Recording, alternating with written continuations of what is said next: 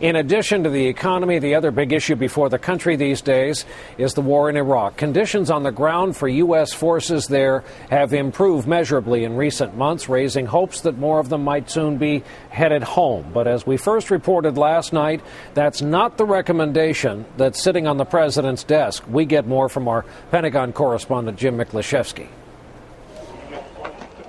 Despite the success of the U.S. surge operation and a dramatic drop in violence in Iraq, General David Petraeus is still taking no chances.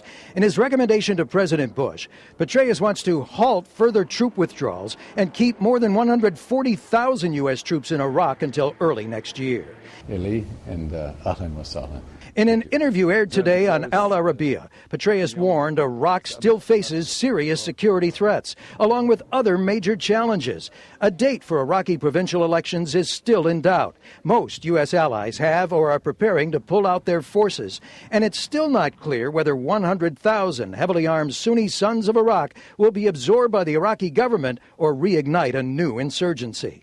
But the decision to halt withdrawals from Iraq will also slow deployment of more badly needed combat forces to Afghanistan, where violence is on the rise. The Petraeus recommendation would send one combat brigade and a Marine battalion to Afghanistan early next year, about 5,000 combat forces. But U.S. commanders in Afghanistan have already said they need 3 times that many more combat forces to defeat the Taliban and al-Qaeda.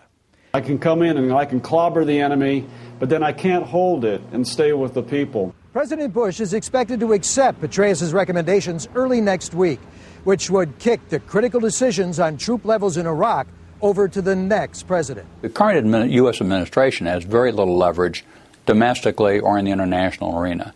Better to have the next president-elect address these questions. Whatever the next president decides, Petraeus will be saddled with it. He'll soon take over command of both the wars in Iraq and Afghanistan. Jim Miklaszewski, NBC News, Milwaukee.